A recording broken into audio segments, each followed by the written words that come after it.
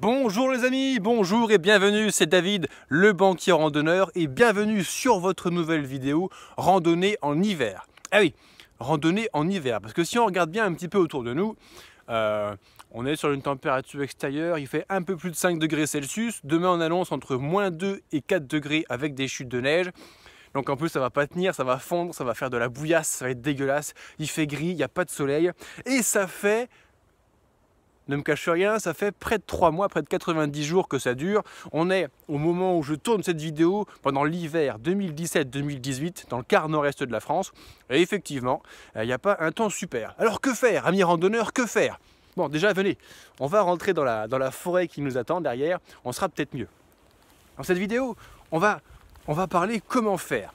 Que faire et comment faire la randonnée pendant l'hiver, effectivement, et puis les différents choix qu'on a. Et oui, les choix. Parce que dans la vie, les amis, vous le savez, hein, on a toujours le choix. Là, aujourd'hui, j'avais deux possibilités, j'avais deux choix qui s'offraient à moi. Le premier, c'était de me dire, oh putain, il fait gris, il fait moche, je vais encore me faire pleuvoir ou neiger dessus, je sais même pas ce qui va m'arriver. Il fait un temps froid, humide, le temps, en plus le vent s'est levé, c'est pas super agréable. Je préfère randonner quand il fait un grand soleil, un grand ciel bleu. Donc non, aujourd'hui je ne sors pas, je reste enfermé dans mon salon, sur mon ordinateur, à bosser, à faire des articles de blog, etc. etc. Ça c'est le premier choix, et celui qu'on est assez facilement tenté de faire, c'est-à-dire quand on est à l'intérieur et qu'on regarde par la fenêtre et qu'on voit qu'il fait moche, on dit « il fait moche ». Ah oui mon ami, mais si tu fais « il fait moche » tout l'hiver, 90 jours d'affilée, tu vas pas foutre ton nez dehors, tu vas déprimer. Le deuxième choix, et vous l'avez compris, c'est le choix que je viens de faire, qui s'offrait à moi, eh bien c'était de partir quand même dehors, au moins je pars respirer le grand air, l'air frais. Ah, j'ai la chance en plus d'être dans un endroit extraordinaire, dans un milieu très forestier, donc je suis en train... avec toi là pour le coup de me balader dans la forêt, c'est plutôt sympa. Un petit coup sur les prévisions météo, ça me permet d'avoir suffisamment de chance de pas trop me prendre d'averse sur la gueule, ça me ferait quand même plaisir. Mais même s'il pleut, on met le hard shell, la grosse parka et c'est parti, on sort quand même. Donc la vie c'est un choix les amis, hein, mais ça de toute façon vous le savez déjà.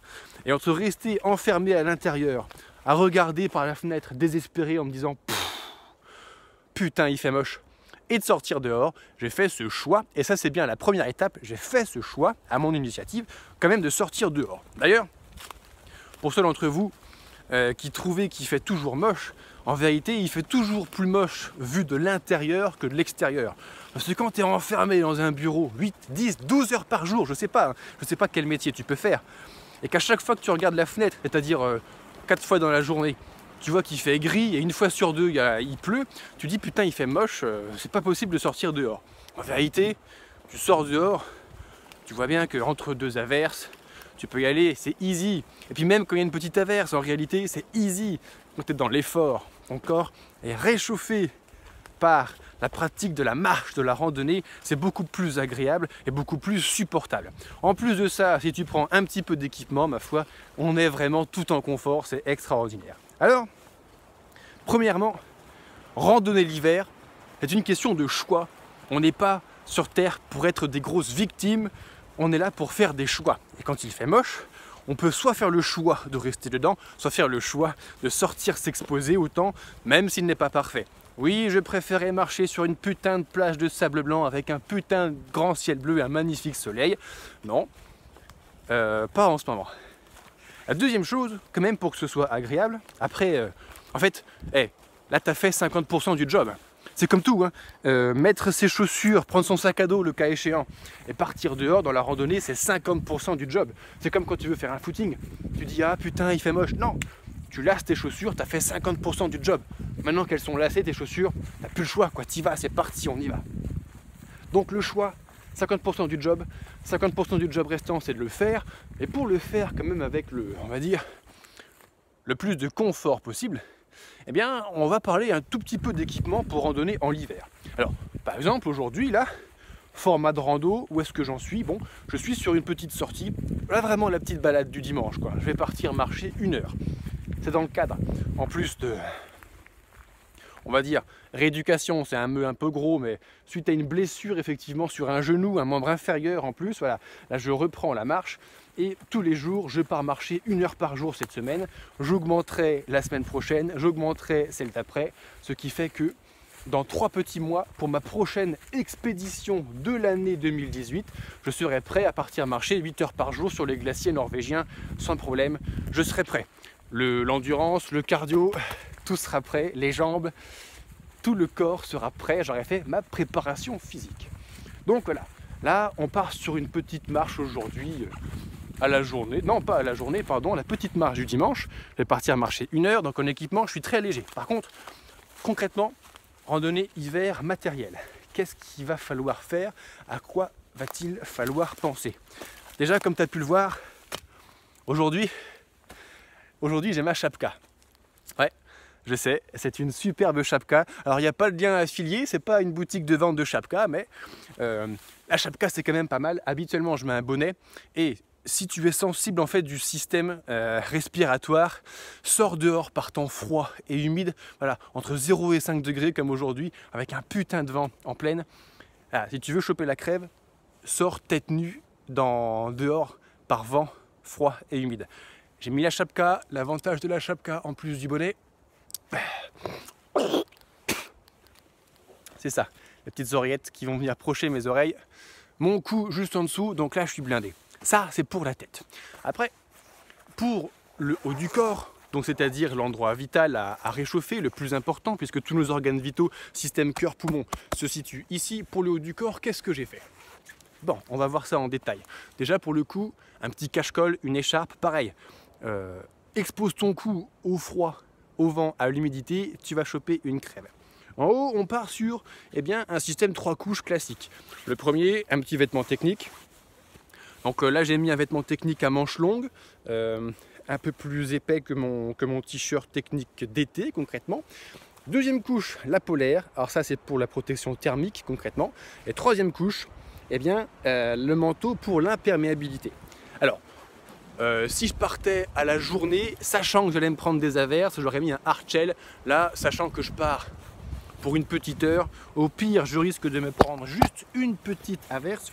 J'ai donc préféré mettre un soft shell. Mais là, attention, je suis déjà en train de parler, on va dire un petit peu jargon technique. Soft shell, hard shell, mais qu'est-ce que ça veut dire tout ça? Concrètement, je suis en train de te parler du manteau. Troisième couche, la couche qui est le plus à l'extérieur. Hard shell, soft shell, c'est un mot anglais. Shell, c'est la coquille, le coquillage. Tu sais, quand tu vas faire le plein à la station Shell, c'est la grosse coquille Saint-Jacques qui t'accueille. Donc c'est la coquille, c'est ce qui te protège à l'extérieur.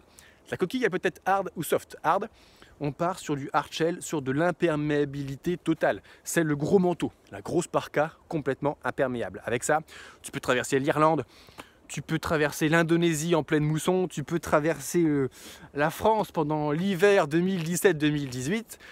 Il peut te pleuvoir 50 mm d'eau sur la gueule tous les jours, tu seras sec, c'est imperméabilité totale.